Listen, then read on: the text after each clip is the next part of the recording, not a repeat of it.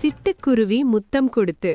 சரோஜாதேவி அம்மாவின் இந்த பாடலை இன்று நாம் கேட்க முடிகிறதே தவிர நிஜமான சிட்டுக்குருவிகளை நம் வீட்டு வாசலில் பார்க்க முடிவதில்லை. இன்று மார்ச் 20 உலக சிட்டுக்குருவிகள் தினம். ஒரு காலத்தில் நம் வீடுகளில் குடும்பத்தில் ஒருவராக வாழ்ந்த இந்த சிட்டுக்குருவிகள் கடந்த 20 வருடங்களில் 60% அழிந்துவிட்டன.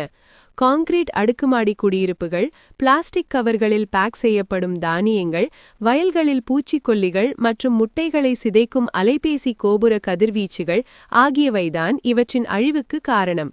13 வருடம் வாழ வேண்டிய இதன் ஆயுள் 5 வருடமாக சுருங்கிவிட்டது. புகழ்பெற்ற பறவையியல் வல்லுநர் டாக்டர் சலீம் அலியை உருவாக்கியதே ஒரு சிட்டுக்குருவிதான்.